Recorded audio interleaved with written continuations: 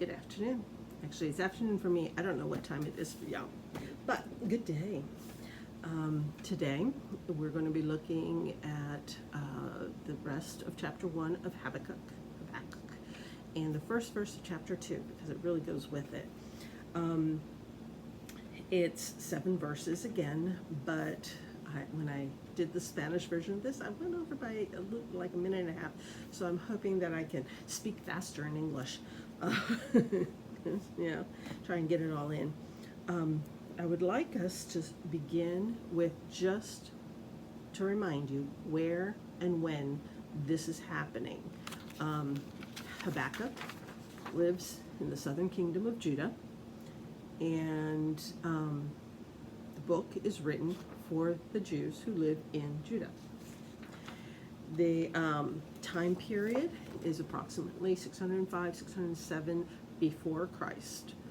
So you have a little bit over, more than 600 years before Jesus comes, and Habakkuk is a prophet, especially during this time period. And if you're interested in any more information from this, go to study 1. Study 1 is when I did all the intro. Now, in the last study that we did, in the middle part of chapter 1, it talked about, the first part, it's Habakkuk complaining about the sin that he's living in and surrounded by, and God, what are you going to do about this? This is your nation, and they should be acting better. And God's response was, I'm going to send the Babylonians, the Chaldeans, and they're going to take y'all prisoner. And and so what he explains, what he describes, is what's in this picture, which is Jerusalem is in ruins, it's on fire. The Babylonians have built a terraplane, a ramp, a dirt ramp up over the city walls, and taken the Jews captive. And they've taken them captive. They will be taking them captive. In Habakkuk's time, it's a warning. It hasn't happened yet, but God is prophesying it and telling they're going to be taken up and down until they get to Babylon again, the capital city of Babylon. So this is what's been, God has told Habakkuk is going to happen. And this is God's response to Habakkuk complaining about the way people are living and how they're not they're living sinful lives. And so today we're going to look at Habakkuk's response to God's response. And so I invite you to open your Bibles to the book of Habakkuk, chapter 1, beginning with verse 12, and we're going to go through verse 1 of chapter 2 because it really goes with it. So let's look at Habakkuk, verse 12. This is called his second complaint. O Lord, are you not from everlasting? My God, my Holy One, we will not die. O Lord, you have appointed them to execute judgment. O Rock, you have ordained them to punish. Your eyes are too pure to look on evil. You cannot tolerate wrong. Why then do you tolerate the treacherous? Why are you silent while the wicked swallow up those more righteous than themselves? You have made men like fish in the sea, like sea creatures that have no ruler. The wicked foe pulls all of them up with hooks. He catches them in his net. He gathers them in his dragnet, and so he rejoices and is glad. Therefore he sacrifices to his net and burns incense to his dragnet. For by his net he lives in luxury and enjoys the choicest food.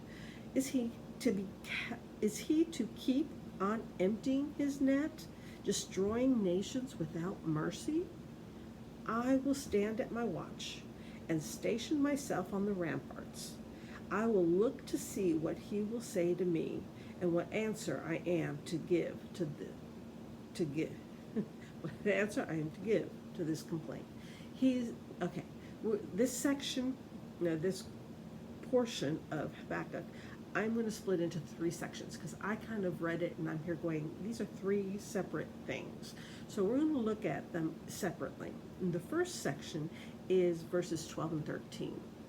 And 12 and 13 are basically talking about God, descriptions of God.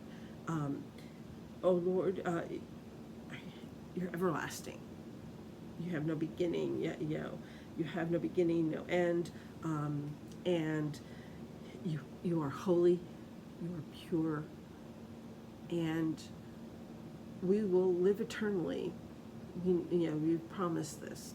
Even before Christ, they knew that they were going to live eternally.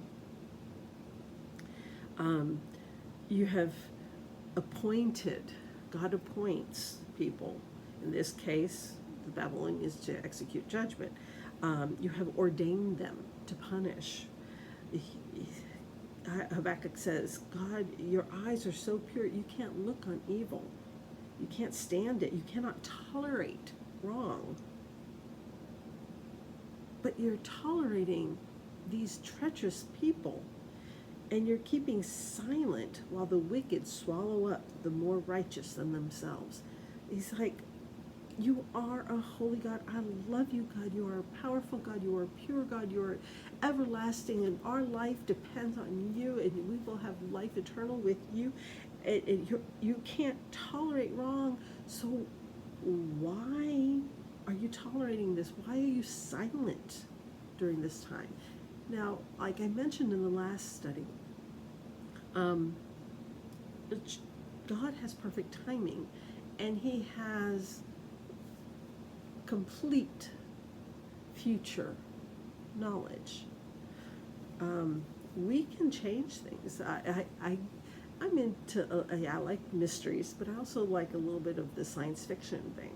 And there are several different movies, TV shows, books, comic books, that their premise is that there are parallel universes, and that different decisions change what those different universes are like.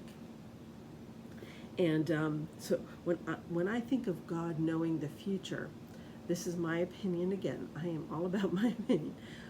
I see Him knowing every future. He is so absolutely omniscient. He sees every possible future and timing there is, dependent on the decisions of man throughout history. So we can choose one direction or another direction. We can choose, each day we make choices, and depending on our choices, things can change. When I think of God, I see Him knowing exactly which one of these will give the best outcome for mankind as a whole. And when He sees that somebody, somewhere, something, some event is going to change that, and it's going to diminish the future of mankind in heaven with Him, I think that's when His decisions relate to our decisions. In the example of the northern and southern kingdom, let me pull up that map again. The northern and the southern kingdom. From the moment the northern kingdom became a kingdom, they never worshiped God correctly. Ever. As an entire nation, as an entire kingdom, they sometimes tried to do some, but they never did it. They never worshiped God correctly from that point on.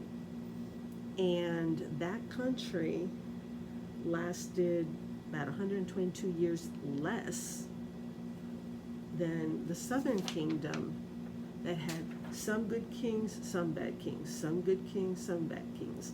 The northern had all bad kings. The southern had some good, some bad. And I think that balance, those good kings, those good years when they worshiped God correctly and wholly as a nation,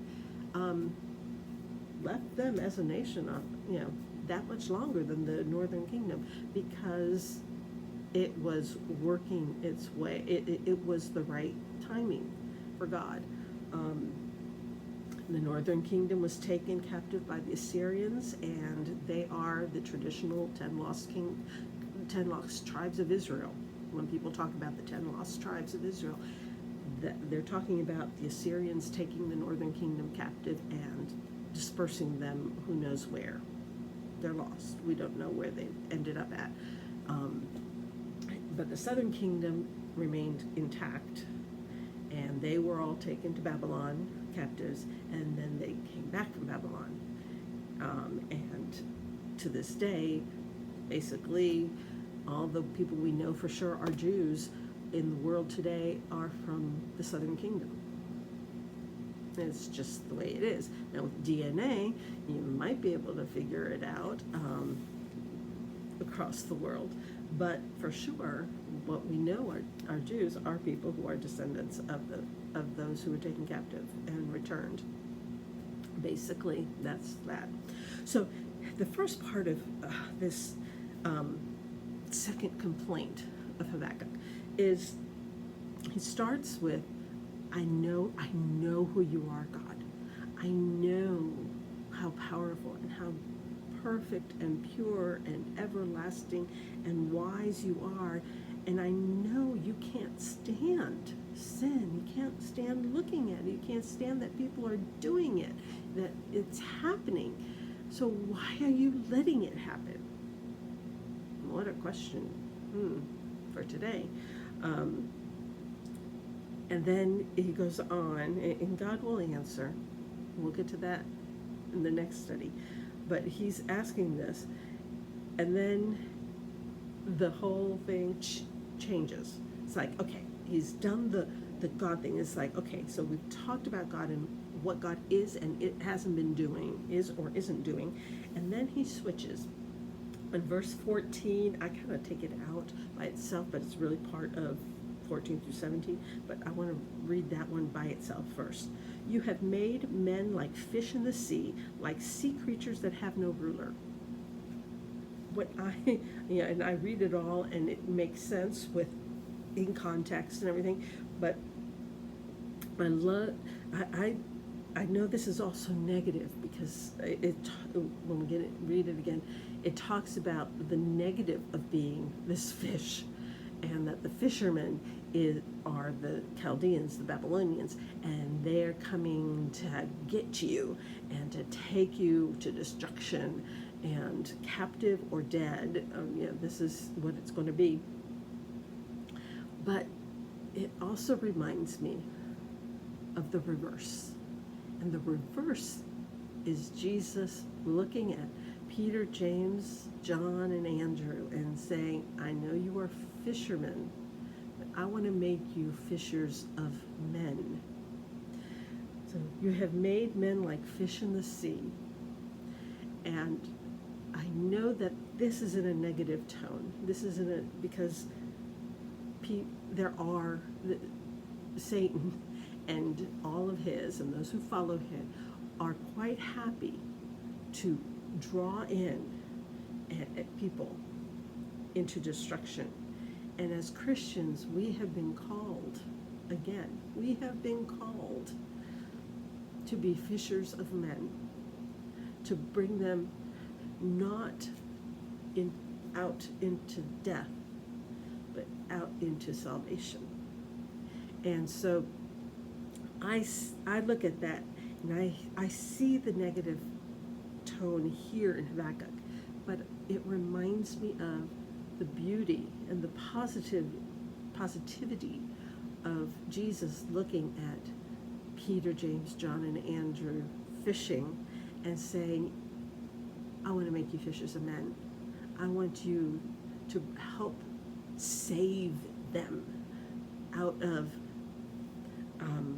the depth of murkiness. Now, I do want to read these next 3 verses because especially the next verse kind of says it and then it kind of repeats itself, whatever. Verse 15 says, the wicked foe pulls all of them up with hooks, with net. Let's see, he catches them in his net. He gathers them up in his drag net. And so he rejoices and is glad. Now, look at those three different things: the hook, the net, and the drag net. Different versions will say different things, but this is basically the three different manners of fishing. One-on-one with the hook. You know, one fish, one hook. And when we're looking at the positive aspect of being fishers of men, sometimes we're called to fish one at a time, one person at a time, and just bring that person up one at a time and share the good news with them.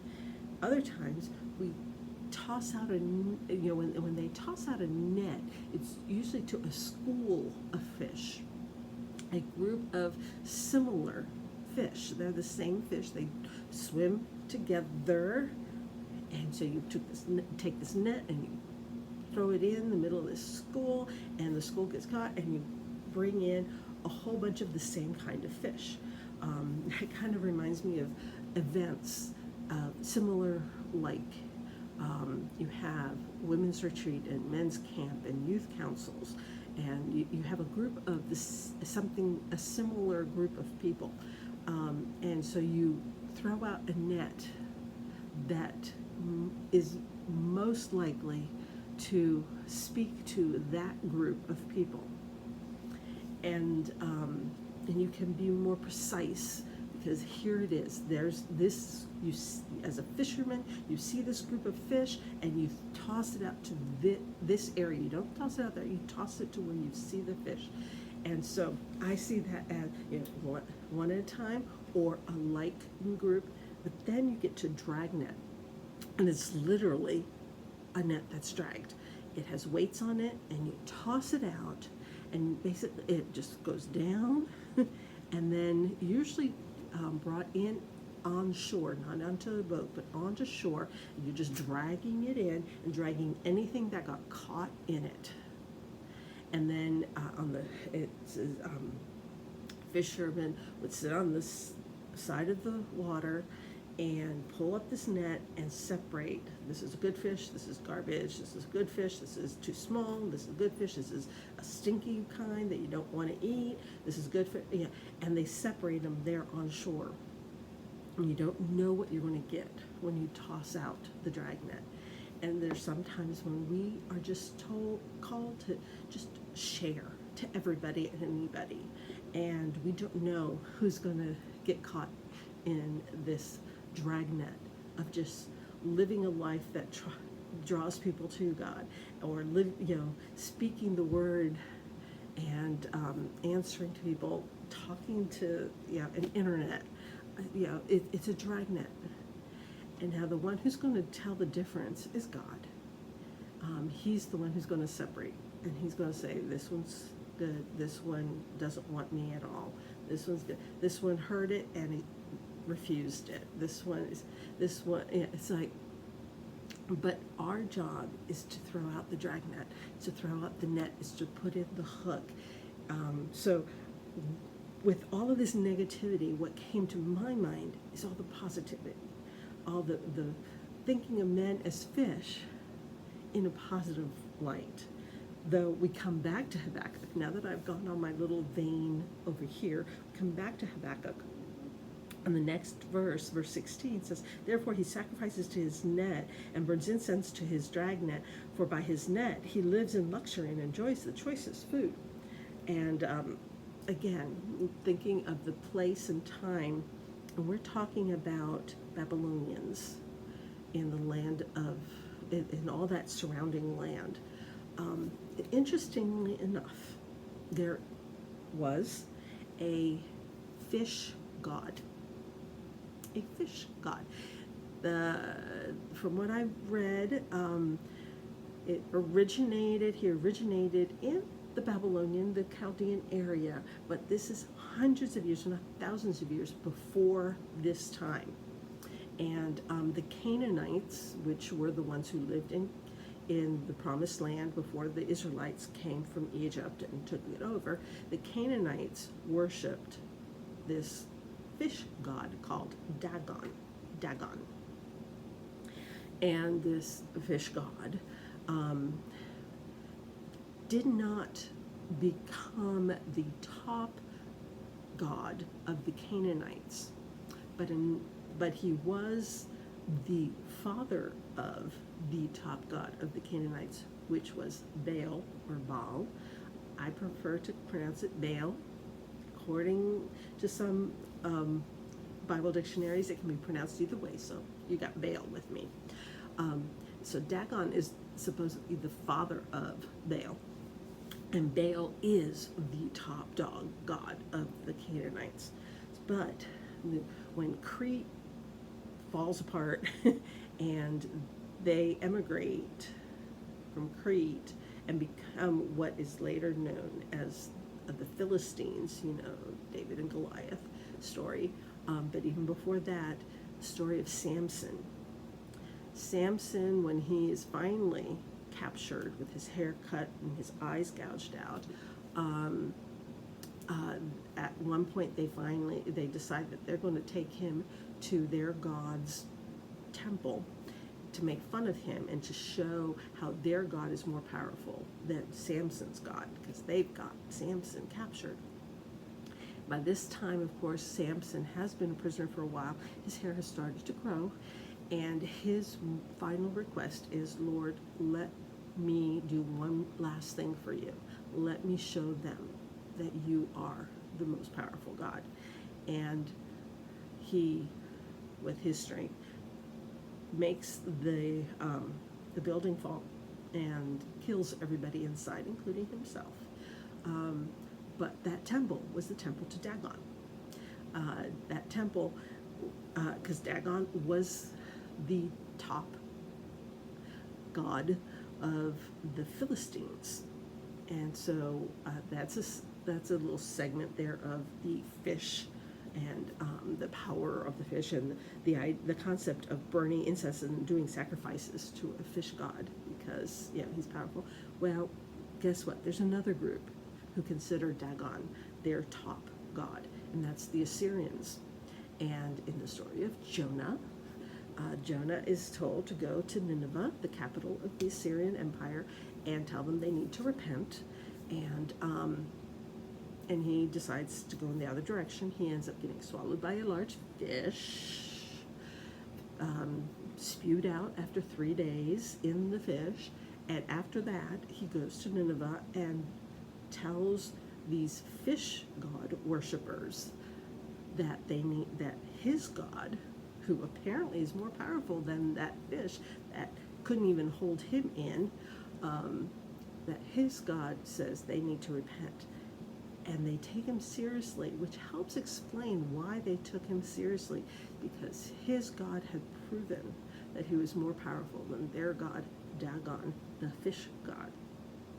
So that's a little bit of a side there, but it makes sense that it all originated in Babylon. And Babylon, that God using this, and Habakkuk using this this vision of men as fish, and they're being taken over by the Babylonians with the hooks and nets and drag nets, and how the Babylonians are going to worship and do sacrifices to their net and drag net, to their gods, their false gods, thinking that it's their gods who have done this, when we all know it wasn't. God allowed it. It wasn't that their gods are more powerful than God. So that was interesting to know that that background, but also the imagery of fishing with one at a time, a hook, a net, or a drag net. There's different ways of reaching different people, and so keep that in mind, in a positive light. But then it all ends with verse 1 of chapter 2. Habakkuk has complained about people living in his land that are not being godly. God has responded saying, well, I'm going to take care of the situation by sending the Babylonians to take you out. And Habakkuk has complained now. It's like, wait a minute, how is it that you're going to allow this group that isn't as righteous as the ones that they're taking over? I mean, our nation is bad, but they still worship you kind of every now and then. They're better than, we're not going out killing other nations and taking them captive. And he says all this, and he's waiting for an answer from God. He is that sure that God is going to answer him. And so verse 1 is Habakkuk saying, I am sure you're going to ask, and I'm going to wait for it. I will stand at my watch and station myself on the ramparts.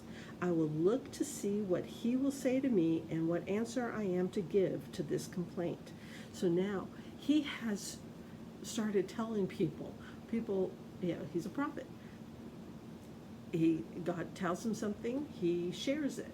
And now, not just Habakkuk, but others are saying, wait a minute, how is it that God's going to let that happen? And Habakkuk is like, I need to have an answer, God. It's like, this just doesn't seem fair. I'm going to stand right here. I'm going to station myself right here. I am going to look and see what you have to say for me. It's like, how am I going to explain this? How do I explain this to people? I don't understand it myself. I need you.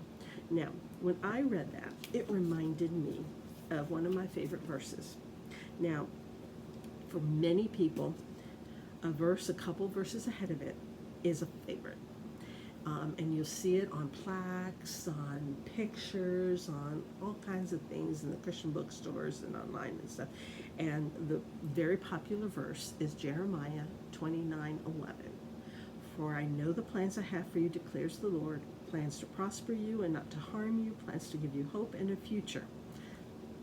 Now, this is actually said in Jeremiah to the captives in Babylon after they've been taken captive. Remember, Jeremiah is a contemporary of Habakkuk.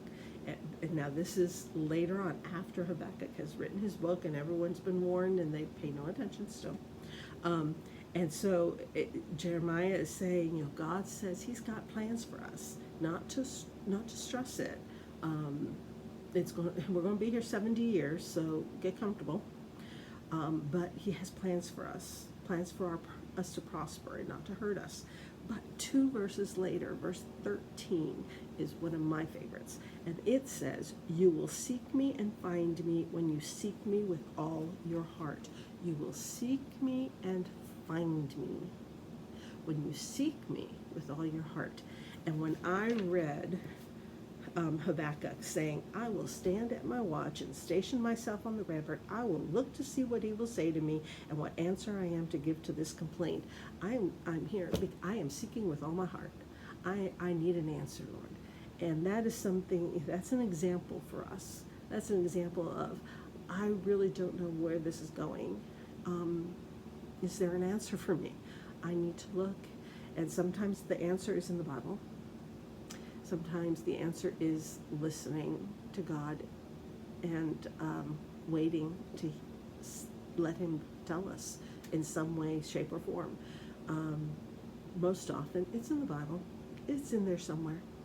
And we need to look for him with all our heart.